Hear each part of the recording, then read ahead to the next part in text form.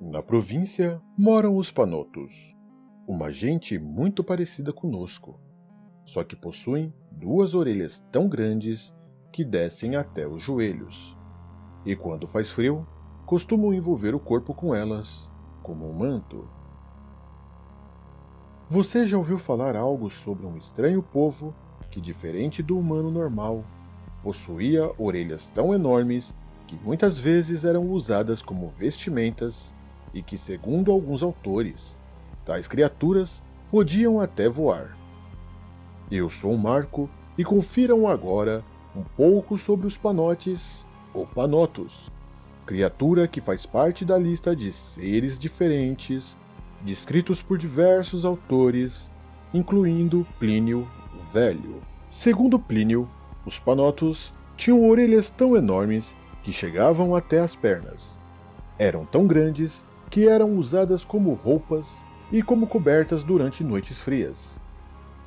Pompônio Mela também acreditava fielmente nas criaturas e dizia que Plínio estava falando a verdade sobre elas, só que apenas havia errado a localização de seu habitat.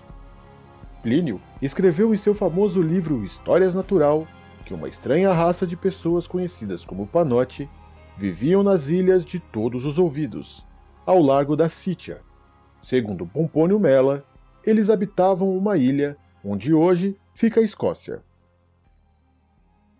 Ainda segundo ele, os seres usavam suas enormes orelhas como sombreiros em dias ensolarados. Além deles, Henricus Martellus Germanus desenhou um mapa mundi em 1491, descrevendo os Panotes como moradores no sul da Ásia. Os Panotes também foram citados por outras figuras como Isidoro de Sevilha. Aparecem também no romance Baldolino de Umberto Eco. Já no romance A Habitação do Abençoado de Catherine M. Valente, um dos 4 narradores é um Panote, chamado de Imitital, um contador de histórias e babá de 3 crianças humanas. E mais, Antônio Pigafetta registrou que o piloto molucano do navio Vitória contou uma história sobre o povo de Araqueto. Os homens e mulheres tinham 1,5 metro de altura, seu alimento era cerne de uma árvore e eles habitam em cavernas subterrâneas. Suas orelhas eram tão longas quanto seus corpos, de modo que ao se deitarem, uma das orelhas servia de colchão e a outra de manta. Sebastian Brandt também escreveu sobre os Panotes em sua edição das Fábulas de Esopo, assim como eles aparecem nas Crônicas de Nuremberg. Os Panotes não eram os únicos seres de orelhas grandes. Além deles, existiam os Pandais, que viviam na Índia. O livro Maravilhas do Oriente, do século X, afirmava que os Panotes tinham 4,5 metros de altura e 3 metros de largura. Suas orelhas eram como uma peneira. Seu pelo era branco como leite. Era uma espécie muito tímida, e quando viam outras pessoas, abriam as orelhas e fugiam rapidamente, alçando voo. Alguns povos medievais chegaram a usar os Panotes como uma espécie de força aérea. Agora falando um pouco sobre a anatomia dos Panotos. Suas orelhas eram tão grandes que parte do peso corporal deles era oriundo delas, estimado entre 20% e 40%.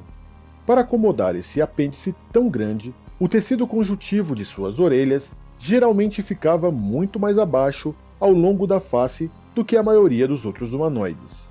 Em alguns casos, estendendo-se para baixo atrás da linha da mandíbula. Da mesma forma, os músculos que permitiam os Panotes mexer as orelhas eram muito mais resistentes. Para entender um pouco mais onde a Ilha dos Ouvidos ficava, vamos dar uma olhada no mapa mundi Hereford, de mais de 700 anos.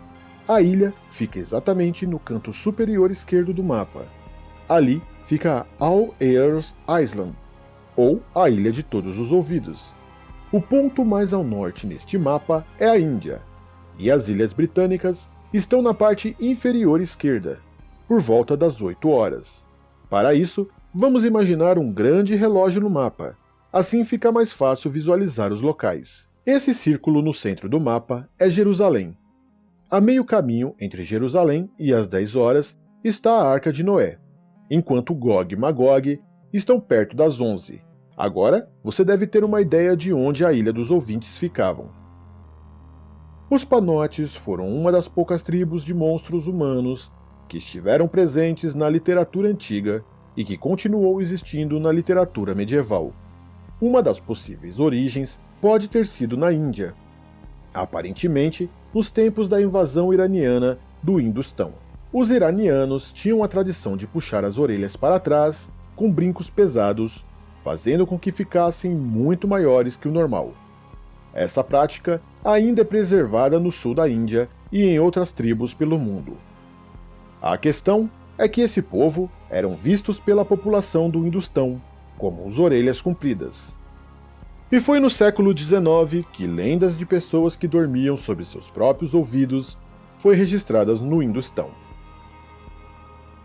Já na Grécia Antiga, essas criaturas ficaram conhecidas graças a Esquilaco de Cariande, em Cária, que se apresentou no final do século VI a.C., navegando por águas remotas, e chamou um povo estranho de pessoas com orelhas do tamanho de leques, e acrescentou que dormem escondidos atrás das orelhas. Porém, no início do século IV a.C., Ctésias de Cínidos havia relatado outras informações sobre esse povo. Nas montanhas da Índia, onde cresce o junco, existe um povo que não chega a menos de 30.000 pessoas. Suas esposas dão à luz apenas uma vez na vida. As crianças têm dentes bastante bonitos, tanto superiores como inferiores. O cabelo e as sobrancelhas são grisalhos desde o nascimento, como meninos e meninas. Até os 13 anos, têm cabelos brancos por todo o corpo. A partir desta idade, começam a escurecer, e aos 60 anos, os cabelos brancos desaparecem totalmente. Essas pessoas têm 8 dedos em cada mão e 8 dedos em cada pé. Isso se aplica a homens e mulheres. Este povo é muito guerreiro. 5.000 deles com arcos e lanças acompanham o rei da Índia. Suas orelhas, como dizem, são tão grandes que eles alcançam quase os cotovelos, e tocando por trás, cobrem as costas. Essa descrição é única, tanto na quantidade de informações quanto na aparência do povo Panote. Todos os sinais dessa tribo mais tarde deram origem ou influenciaram o surgimento de outros povos. O nascimento com cabelos grisalhos e seu subsequente escurecimento se tornou um sinal de um dos povos do Mar Negro, os albaneses. As tribos com 8 dedos dos pés também se tornaram um povo separado. Finalmente, informações sobre mulheres que dão à luz apenas uma vez na vida foram então passadas para outro povo da Índia, os Pandais. Em geral, deve-se dizer que as tribos de orelhas compridas da Índia tiveram a sorte de serem descritas na antiguidade. Parece que cada autor se esforçou para atribuir a eles alguma propriedade em seu próprio nome. Megasthenes, no final do século IV a.C., com seu laconicismo, também não foi uma exceção. O Enocoitai, cujas orelhas chegam até os pés, eles dormem neles. Eles são tão fortes que podem levantar árvores e quebrar a corda do arco. Em uma curta mensagem de Plínio, o Velho, vemos nos Panotianos apenas uma propriedade notável, o tamanho de suas orelhas. Mas no trabalho de Plínio, parece ser a primeira vez que encontramos o seu nome clássico, Panote. Plínio também mudou radicalmente a localização geográfica dessas criaturas. Agora Panote torna-se os habitantes de uma das ilhas do Oceano Norte, em algum lugar do norte da Europa. A localização exata da ilha é obviamente impossível, uma vez que as representações geográficas no Império Romano do século I d.C. sobre as regiões do norte da Europa são extremamente incertos. Podemos apenas dizer que aqui, sob o nome de Oceano do Norte, estamos provavelmente falando do Mar Báltico. Plínio, referindo-se principalmente a autores gregos, fala da imensa ilha de Báltia, localizada a 3 dias de navegação da costa da Sítia, as Ilhas Oion, onde as pessoas vivem alimentando-se de ovos de pássaros e aveia, e as ilhas onde nascem as pessoas com patas de cavalo, os hipópodes. Entre estas ilhas, Plínio também menciona as Ilhas Panótios.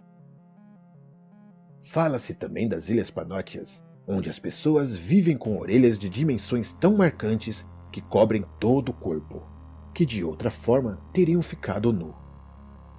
É provável que a mensagem de Plínio não seja baseada nas notícias anteriores de autores gregos sobre tribos semelhantes na Índia. Acreditava-se que essa notícia vinha do costume de usar penteados curtíssimos entre as tribos que viviam nas ilhas do Mar Báltico, por causa dos quais as orelhas se destacavam e, com o tempo, poderiam dar origem a um povo tão extraordinário. Solin repete quase a mesma coisa sobre os Panotes. Apenas a própria tribo ele chama de uma forma um pouco diferente, Fanes. Existem também Fanésias, cujas orelhas são de um tamanho tão extraordinário que as cobrem por completo, de modo que não precisam de nenhum manto. O monumento antigo, a mensagem do rei Farasamano indiano ao imperador Adriano, menciona pessoas com orelhas enormes, acrescentando muitos detalhes novos. Panótias novamente muda de localização. Agora, sua localização se torna o mais vaga possível. Embora formalmente, essas pessoas agora vivam em algum lugar perto dos etíopes. Mas a geografia da obra em si é tão fantástica que pode acabar em algum lugar perto da Grande Muralha da China. Além disso, novos traços aparecem sob o disfarce de Panotes. Agora, algumas palavras que são escritas nesse monumento.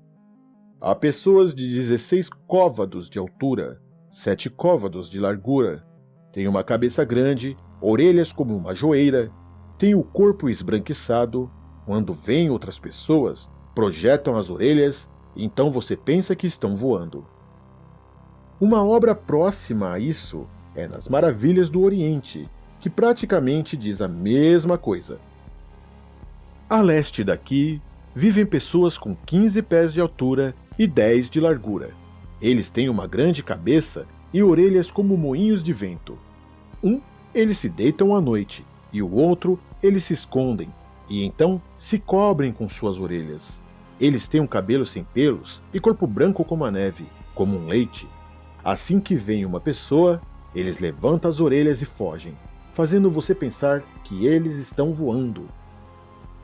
Este exemplo mostra claramente a tendência geral nas descrições de muitos Panótias semelhantes, tribos fantásticas. Descrições como a última aparecem principalmente em escritos medievais adjacentes de uma forma ou de outra ao ciclo de lendas sobre Alexandre o Grande na Idade Média. Essas lendas começaram quase imediatamente após a morte do grande comandante. Mas o maior papel na disseminação de várias informações lendárias sobre as viagens e conquistas do rei macedônio na Idade Média foi desempenhado pelo antigo romance Alexandria, escrito alegadamente por um dos verdadeiros companheiros de Alexandre. Continuando a falar de Alexandre o Grande, Fatih Simok nos diz em seu livro Anatólia Bíblica, de Gênesis aos Concílios, uma parte adicionada com uma pequena camada de Alexandre o Grande. Na literatura cristã tardia, Alexandre o Grande, o último imperador do mundo, construiu uma parede de ferro e bronze nas montanhas do Cáucaso para impedir que Gog Magog invadisse o mundo até o fim dos tempos. Esta história também aparece no Alcorão e em outras peças da literatura islâmica. Eles são considerados como vivendo nus e medindo cerca de 1 metro de altura. Têm orelhas compridas, para dormir deitam-se sobre um e cobrem o outro como manta. A história conta que lamberam a parede de ferro e latão até que ficou fina como uma casca de ovo e a deixaram lá dizendo: amanhã vamos passar.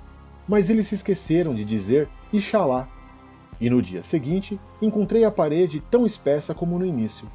Eles invadirão o mundo no dia do julgamento, beberão toda a água do Tigre e do Eufrates e massacrarão todos os habitantes da terra. Na pintura, eles são frequentemente representados como citas, tártaros ou hunos. Uma descrição das criaturas de aparência panotiana pode ser encontrada entre os árabes. Aparentemente, a imagem de um povo estranho também os penetrou. Assim, o conto de Seif al-Muluk, do ciclo 1001 Noites, fala sobre um comedor de homens carniçais, cuja aparência e comportamento são semelhantes a Panotes. E eles dirigiram assim por um mês, até outra ilha aparecer na frente deles. E esta ilha tinha frutas de vários tipos e comeram essas frutas. E de repente, eles notaram algo brilhando de longe na estrada. E aproximando-se, olharam e viram que era algo nojento de aparência e jazia como uma coluna de prata. E um dos escravos o chutou, e de repente descobriu-se que ele era um homem com os olhos longitudinais e cabeça rachada.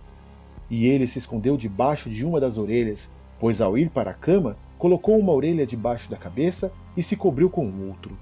E ele agarrou esse escravo, que o empurrou, e foi com ele para o meio da ilha, e de repente descobriu que todos ali eram ghouls, que estavam comendo os filhos de Adão. E o escravo gritou para seus camaradas: "Salvem suas almas, esta ilha é uma ilha de ghouls, que comem os filhos de Adão, e eles querem me despedaçar e me comer." E ouvindo suas palavras, os viajantes se viraram afastando-se e desceram da terra em um barco e não tiraram nada da fruta. São inúmeros os textos que relatam ou fazem alguma referência sobre esses seres místicos. Existem muitas versões sobre origem e descrição em diversas culturas. Mas e você? Conhecia esse ser?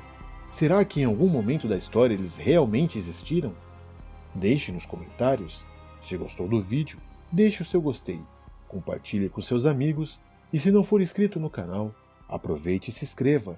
E assim, fique por dentro de novos vídeos cheios de curiosidades e mistérios.